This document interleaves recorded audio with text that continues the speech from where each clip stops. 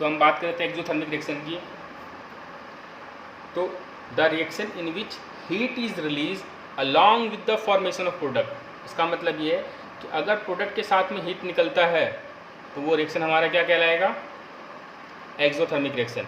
ठीक है, जैसे ये हमारा कोई दो रिएक्टेंट है ए और बी, उसने मिलकर सी बनाया और सी के साथ में हीट भी निकला हमारा। ठीक है, तो ये रिएक्शन हमारा क्या होगा, एक्सोथर्मिक रिएक्शन। इस हीट को अगर आप इधर लिखते हो प्लस में, ये प्रोडक्ट के साथ है। ठीक है, या आप इसको इधर ले आके माइनस में लिख सकते हो, तो ये भी हमारा एक्सोथर्मिक का ही एग्जाम्पल है। ठीक है ना, तो अगर प्रोडक्ट के साथ में प्लस में हीट लिखा है तब भी एक्सोथर्मिक होगा, और रिएक्टेंट के साथ में अगर माइनस में हीट लिखा है तब भी हमारा एक्सोथर्मिक ही रिएक्शन होगा। ठीक है, तो इसके एग्जाम्पल देखते हैं। कॉमन एग्जाम्पल हमारे डेली लाइफ में इस्तेमाल होता है, जो वाइट वॉशिंग के लिए हम पहले क्या इस्तेमाल करते थे, चूना इस्तेमाल करते थे, क्योंकि चूना अवेलेबल होता था। अब तो डिस्टेम्पर वगैरह प्लास्टिक पेंट आ गए हैं। ठीक है, तो चूना बेसिकली कैल्शियम ऑक्साइड को ही बोलते हैं हम। देखो, हर एक कंपाउंड का दो नाम होता है, एक केमिकल नेम या उसी को आईयूपैक नेम भी बोलते हैं, और दूसरा होता है कॉमन नेम। तो केमिकल नेम और आईयूपैक नेम है इसका कैल्शियम ऑक्साइड, और कॉमन नेम है इसका क्विकलाइम। सेम ऐसे ही इसका केमिकल और आईयूपैक नेम है कैल्शियम हाइड्रोक्साइड, और इसका कॉमन नेम है स्लेक्लाइम। तो जब भी कैल्शियम ऑक्साइड को हम वाटर के अंदर डालते हैं, यानी उस चूने को जब हम पानी में डालेंगे ना, तो चूना यानी वो क्विकलाइम जो होता है वो कैल्शियम हाइड्रोक्साइड के साथ रिएक्ट करके बहुत ज़्यादा अमाउंट में हीट निकालता है। तो जिस कंटेनर के अंदर आप चूना डालोगे और पानी डालोगे, वो कुछ टाइम बाद वो कंटेनर बहुत ज़्यादा गर्म हो जाएगा। ठीक है, इस पर क्वेश्चन भी आता है कि what happens when calcium oxide react with water. तो लिखेंगे कि calcium oxide react with water to produce calcium hydroxide and large amount of heat.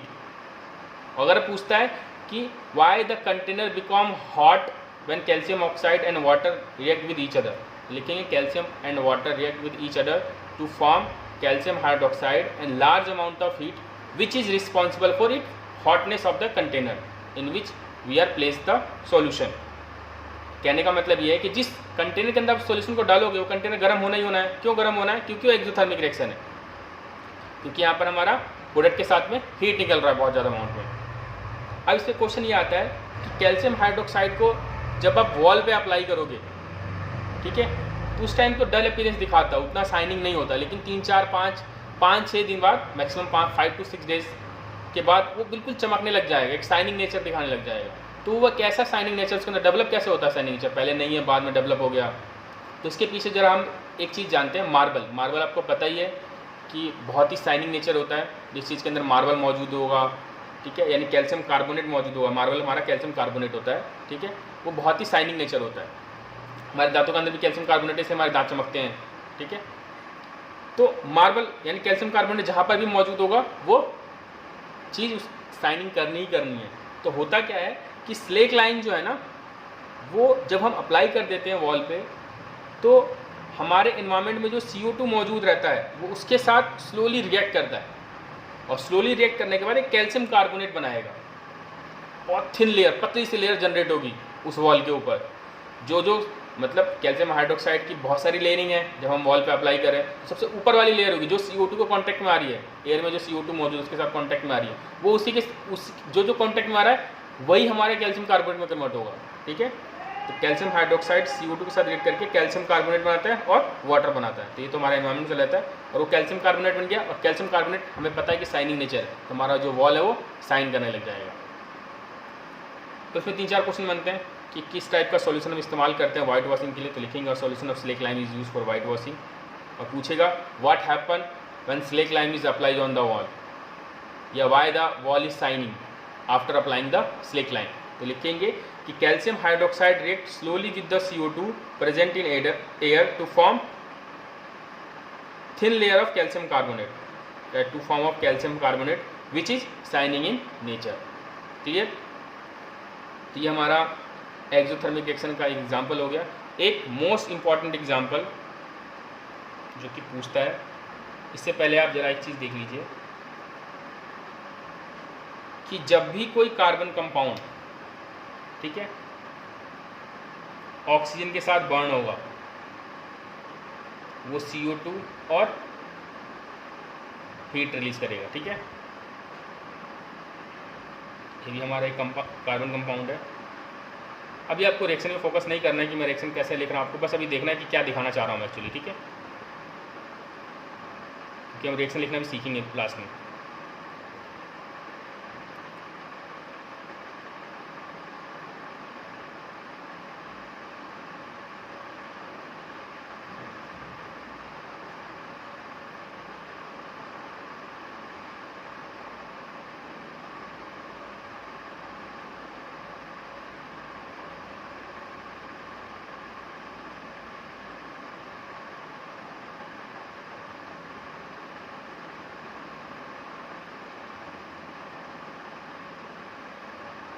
अब कार्बन की अगर हम बात करते हैं, देखो कार्बन जब भी ऑक्सीजन के साथ रिएक्ट करेगा वो CO2 और हीट रिलीज करेगा, ठीक है, यानी एनर्जी रिलीज करेगा। हीट नहीं बोल सकते यहाँ पर, उसको एनर्जी बोल देते हैं, ठीक है, एनर्जी।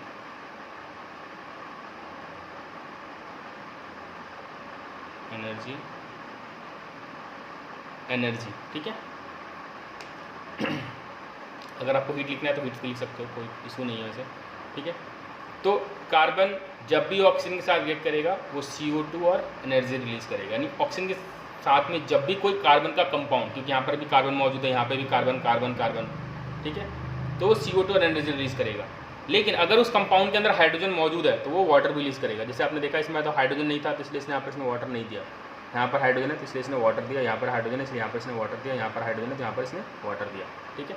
तो जब भी कोई कार्बन कंपाउंड ऑक्सीजन के साथ रिएक्ट करता है तो वो CO2 और एनर्जी रिलीज करता है। अगर उस कंपाउंड के अंदर वाटर मौजूद है, और सॉरी वाटर कह रहा हूँ मैं, अगर उस कंपाउंड के अंदर हाइड्रोजन मौजूद है तो वो CO2 के साथ साथ वाटर भी रिलीज करेगा, ठीक है। तो ये जो नीचे वाला जो रिएक्शन है हमारा, सबसे नीचे वाला, ये दो रिएक्शन, एक ये इसका नाम है ग्लूकोज और एक ये इसका नाम है मीथेन, इसको हम बोलते हैं नेचुरल गैस। आपसे बहुत सारे एंट्रेंस में पूछा जाता है कि नेचुरल गैस किसे बोलते हैं, नेचुरल गैस का फॉर्मूला लिखिए ये, ठीक है, नाम लिखिए। तो नेचुरल गैस का नाम है मीथेन, ये हमारा कॉमन नेम है, ये आईपैक नेम है जो कि केमिकल नेम है, और इसका फॉर्मूला है ये ग्लूकोज। ग्लूकोज आपने जनरली लाइफ में भी सुना होगा कि ग्लूकोज का क्या इस्तेमाल है। ग्लूकोज हम किस लिए इस्तेमाल करते हैं? पीने के लिए। क्यों पीते हैं हम ग्लूकोज? क्योंकि हमें उससे एनर्जी मिलती है, इंस्टेंट एनर्जी ऑफ सोर्स कह सकते हैं, ठीक है। तो ये होता क्या है ग्लूकोज, इसको समझने से पहले हम ज़रा समझते हैं। जब भी हम कोई चीज़ खाते हैं, सपोज हमारे पास कोई फूड है, ठीक है, राइस है, पोटैटो, कुछ भी हो सकता है, एनीथिंग हमारा, ठीक है, हम उसे खा रहे हैं, इसके अंदर होता है कार्बोहाइड्रेट।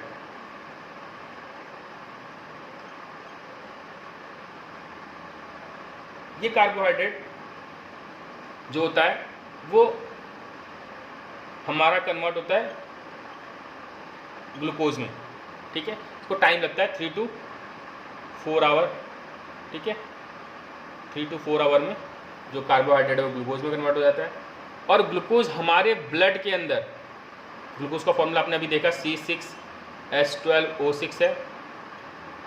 हमारे ब्लड के अंदर जो ऑक्सीजन मौजूद होता है उसके साथ रिएक्ट करेगा। हमने पढ़ा भी कि कोई भी कार्बन कंपाउंड ऑक्सीजन के साथ रिएक्ट करेगा तो क्या देगा? CO2, H2O और एनर्जी, ठीक है। तो जब भी हम कोई भी फूड खाते हैं वो फूड के अंदर कार्बोहाइड्रेट होगा, कार्बोहाइड्रेट ग्लूकोज में कन्वर्ट होगा, और ग्लूकोज हमारे ब्लड के अंदर जो ऑक्सीजन मौजूद होगा वो उसके साथ रिएक्ट करके कार्बन डाइऑक्साइड, वाटर और एनर्जी देगा। ये एनर्जी हम इस्तेमाल करते हैं हमारे जो सेल है वर्किंग के लिए। मैं जिससे बोल रहा हूँ उससे मेरी एनर्जी खर्च हो रही है, मैं कुछ देख रहा हूँ उसमें भी एनर्जी खर्च हो रही है, ठीक है। ये हमारी बॉडी में जो भी फंक्शन हो रहा है वो कहीं ना कहीं एनर्जी को कंज्यूम करता है। जब एनर्जी खत्म हो जाएगी तो अपने आपको वीक फील करने लग जाऊँगा, इसलिए फिर मैं वापस खाना खाऊँगा तो वापस ये रिएक्शन होगा, ठीक है। अब यहाँ से 2-3 चीज़ों का हमें देखने के मिल जाएगा। पहला कि हम लेते तो ऑक्सीजन है लेकिन हम क्या छोड़ते हैं? CO2। तो CO2 आता कैसे है? ये ऐसे आया, हमने ऑक्सीजन जो लिया है वो ग्लूकोज के साथ रिएक्ट करके CO2 में कन्वर्ट हुआ है, और वाटर हमारी बॉडी के अंदर स्टोर होगा और एनर्जी हमारे सेल्स के अंदर स्टोर हो गया, और CO2 हमने रिलीज कर दिया, ठीक है। तो इससे पता चलता है कि जब भी हम कोई चीज़ खाएंगे उसके अंदर से एनर्जी निकलेगी, ठीक है, और एनर्जी अपने आप नहीं आएगी, हाँ वो रिएक्शन के अंदर पार्टिसिपेट करेगा, मतलब ग्लूकोज जो है ऑक्सीजन के साथ रिएक्ट करेगा और रिएक्ट करके CO2 और वाटर और एनर्जी देगा। अब इससे हमें 2-3 क्वेश्चन और अराइजेज होते हैं। पहला कि अगर कोई व्यक्ति बीमार है तो हम उसको ग्लूकोज क्यों देते हैं, ठीक है, और बहुत ज़्यादा बीमार है तो उस ग्लूकोज को हम वेंस के थ्रू देते हैं, उसको पिलाते नहीं है, वेंस के थ्रू देते हैं। तो ऐसा क्यों है? देखो होता क्या है कि अगर व्यक्ति कोई बीमार है उसको इंस्टेंट एनर्जी चाहिए, क्योंकि अब 3-4 घंटे के अंदर उसकी बॉडी के अंदर एनर्जी प्रोड्यूस नहीं हो तो सेल मरने चालू हो जाएंगे, वो मर सकता है। तो हम उसको अगर खाना खिलाएंगे तो 3 to 4 आवर्स लगेगा ग्लूकोज बनने में, ठीक है। फिर वो ग्लूकोज ऑक्सीजन के साथ कंबाइन होगा, फिर उसको एनर्जी देगा, जब तक तो मर ही जाएगा, ठीक है। तो इसलिए हम क्या करते हैं, उसको सीधा ग्लूकोज देते हैं। अब ग्लूकोज देने के लिए ग्लूकोज दोगे ऑक्सीजन से रिएक्ट करेगा, CO2 वाटर एनर्जी देगा, ठीक है। अब 2 तरीके से ग्लूकोज दे सकते हैं उसको, वेंस के थ्रू और पिला सकते हैं उसको, ठीक है ना। तो अगर आप पिलाते हो उसको तो ये स्टमक में जाएगा, स्टमक से ब्लड में जाएगा, तो उसमें भी टाइम लग जाएगा 1 घंटा, ठीक है। 1 घंटा नहीं, लगभग 30 से 40 मिनट लगेंगे, ठीक है। 3 to 40 मिनट्स, 30 to 40 मिनट्स।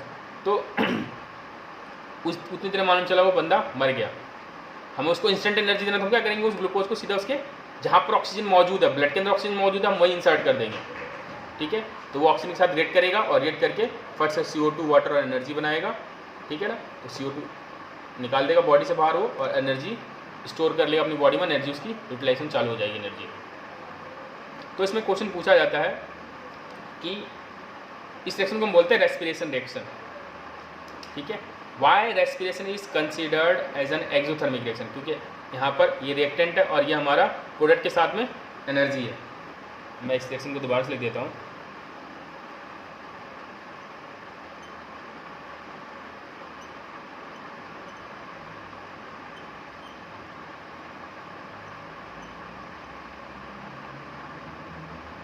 अभी मैंने अभी तक मैंने जो भी रिएक्शन लिखे उनको बैलेंस करके नहीं लिखा है, ठीक है ना। तो आप बैलेंसिंग में भी ध्यान मत देना, हम बैलेंसिंग में बात करेंगे अभी।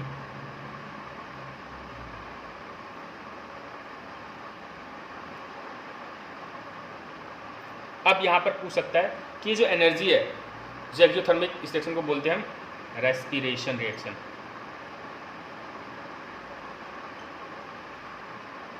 रेस्पिरेशन रिएक्शन के अंदर जो एनर्जी निकली है वो कौन से 2 फॉर्म में निकली है, तो याद रखना यहाँ पर इसके 2 फॉर्म है, लाइट एंड हीट, ठीक है। यहाँ पर एनर्जी के 2 फॉर्म है, लाइट एंड हीट। अब पूछेगा कि रेस्पिरेशन रिएक्शन को हम एक्सोथर्मिक रिएक्शन क्यों कहेंगे, तो why respiration reaction is considered to be exothermic reaction, ठीक है। तो इसका आंसर बोल रहा हूँ मैं, बहुत ध्यान सुनना क्योंकि बहुत इंपॉर्टेंट क्वेश्चन है ये, और इसका आंसर बता रहा हूँ। लिखेंगे when we eat food like potato, rice, they having carbohydrate, yeah, these having carbohydrates, and the carbohydrate is converted into glucose, and the glucose combined with oxygen present in our blood cell to give CO2 water and energy. In this process energy is released, that's why is known as exothermic reaction. मैं दोबारा repeat कर रहा हूँ, when we eat food like, मान लो ये potato है, कोई भी राइस वगैरह है, इसके अंदर हमारा क्या मौजूद है, कार्बोहाइड्रेट, और ये कार्बोहाइड्रेट्स हमारा किस में कन्वर्ट हुआ, ग्लूकोज में। तो लिखेंगे when we eat food like potato, rice etcetera having carbohydrate, this carbohydrate is converted in glucose and the glucose combined with oxygen present in our blood cell to give CO2 water and energy. In this process energy is released, that's why is known as respiration reaction is known as exothermic reaction, ठीक है।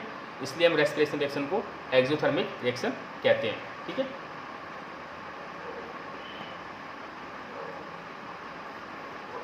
अब इसके बाद आते हैं हम endothermic reaction.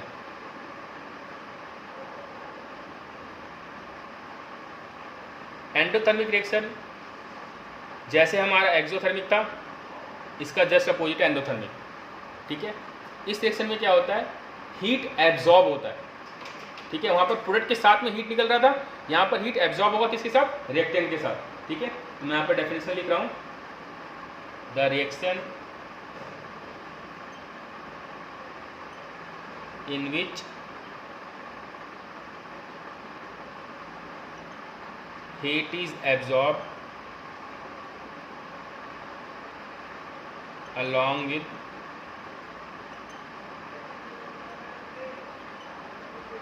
reactant is known as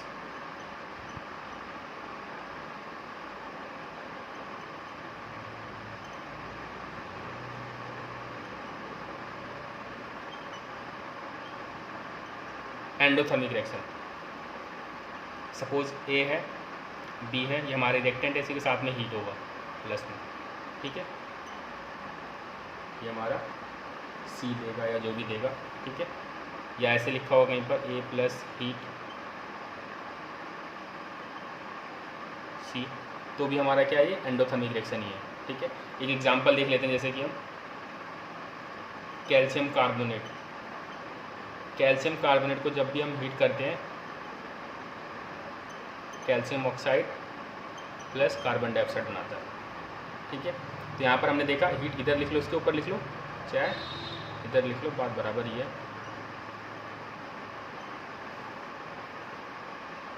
तो ये हमारा एंडोथर्मिक रिएक्शन है, ठीक है। इसमें हमारा जो हीट होगा वो रिएक्टेंट के साथ होगा, ठीक है ना।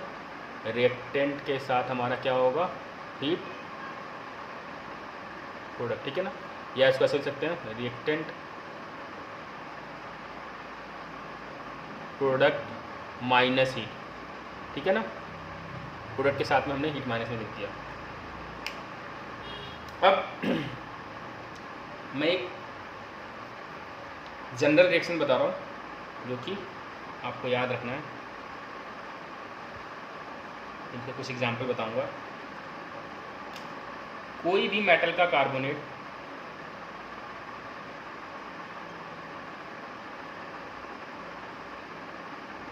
जब हम उसको हीट करते हैं, यानी एंडोथर्मिक रिएक्शन है, ठीक है ना, तो ये बनाता है metal oxide plus carbon dioxide. कोई भी मेटल का सल्फेट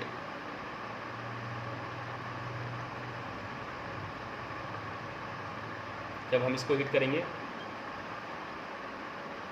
तो भी बनाएगा ये metal oxide plus sulphur dioxide plus sulphur trioxide. कोई भी मेटल का नाइट्रेट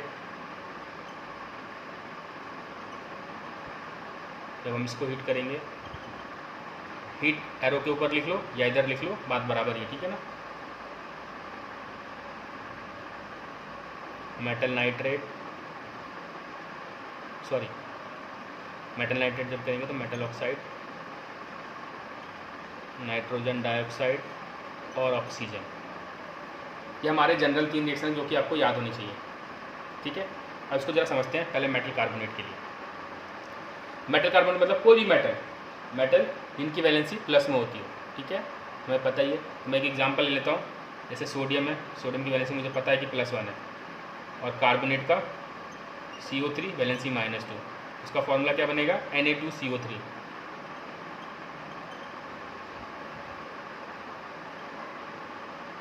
ठीक है, मैंने मेटल कार्बोनेट ले लिया। अब बनना क्या है यहाँ पर, मेटल ऑक्साइड। तो मैंने मेटल क्या लिया था, सोडियम, और ऑक्साइड मतलब ऑक्सीजन, इसके साथ रिएक्ट कराते हैं, क्या बनेगा ये Na2O, और CO2 का CO2 लिख दूंगा मैं। क्लियर। यानी कोई भी मेटल कार्बोनेट को जब भी हम हीट करेंगे वो मेटल ऑक्साइड और कार्बन डाइऑक्साइड देगा। जैसे एक और एग्जांपल ले लेता हूँ मैं। सपोज मैंने एक मेटल ले लिया कॉपर। अब कॉपर का मुझे कार्बोनेट के साथ बनाना पड़ेगा, तो कॉपर कार्बोनेट ये -2 +2 क्या बनेगा, Cu2 CO3 का, तो मैंने बताया कि 2 और 2 कॉमन तो हटा सकते हैं यहाँ पर, CuCO3। तो ये बन गया हमारा कॉपर कार्बोनेट। फिर वापस हीट, हमने बताया कि जो भी हम मेटल लेंगे उसी का ऑक्साइड बनेगा। हमने यहाँ पर मेटल लिया था कॉपर, कॉपर के साथ ऑक्सीजन लेंगे हम,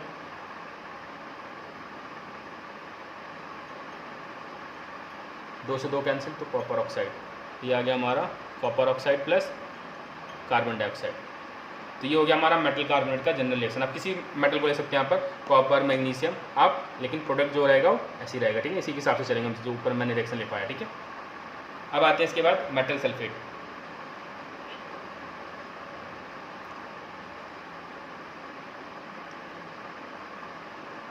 वापस मैं मेटल की जगह सोडियम ले लेता हूँ, और सल्फेट का आपको पता ही है SO4, इसकी वैलेंसी -2, इसकी वैलेंसी +1, तो ये बनेगा Na2SO4, ठीक है। फिर मेटल ऑक्साइड, तो मेटल हमारा सोडियम है और ऑक्साइड O -2 +1 क्या बनेगा Na2O, ठीक है। बाकी ये दोनों चीज़ें फिक्स रहेंगी, सल्फर डाइऑक्साइड और सल्फर ट्राइऑक्साइड। तो हमने देख लिया यहाँ पर कि किसी भी मेटल सल्फेट को जब हम हीट करेंगे तो यही निकलेगा, ठीक है ना। एक और एग्जांपल लेते हैं, सोडियम के बाद मान लो हम ले लेते हैं कॉपर के साथ।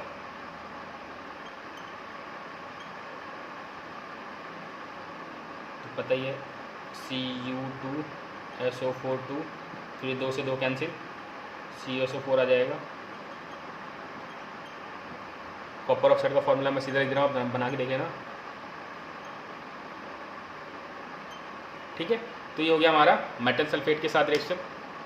अब देखते हैं हम मेटल नाइट्रेट के साथ। अच्छा, मेटल सल्फेट में एक और एग्जांपल लिख लेते हैं, आयरन सल्फेट, इसको हम बोलते हैं फेरस सल्फेट, ठीक है। तो याद रखना, जब भी फेरस लिखा रहता है तो आयरन की वैलेंसी होती है +2, और जब फेरिक लिखा होगा तो हम लेते हैं आयरन की वैलेंसी +3, ठीक है। तो यहाँ पर मैं मेटल सल्फेट में फेरस सल्फेट ले रहा हूँ, ठीक है ना। तो मैं आयरन की वैलेंसी लूँगा +2,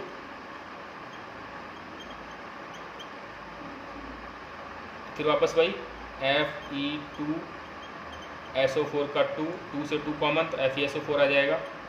हम अगली बार से इसको कॉमन नहीं लूँगा, मैं सीधा लिखूँगा, ठीक है। ये आ गया FeSO4। अब उसको जब आपने हीट किया, जब आप फेरस को हीट करते हो तो फेरिक बनता है, याद रखना। जब भी हम फेरस को हीट करेंगे क्या बनेगा, फेरिक। और फेरिक का हमें पता है वैलेंसी क्या होगी, +3, तो Fe+3। और मेटल का ऑक्साइड बनाना है तो मेटल तो हमने आयरन ही लिया है यहाँ पर, उसी का ऑक्साइड बनाना है तो हम आयरन के साथ ही ऑक्सीजन लेंगे। तो ये क्या बनेगा हमारा Fe2O3 और सल्फर डाइऑक्साइड और सल्फर ट्राइऑक्साइड। क्लियर। तो आपको ये जनरल तीनों रिएक्शन याद होनी चाहिए, ठीक है ना। और तीसरा बता रहा हूँ,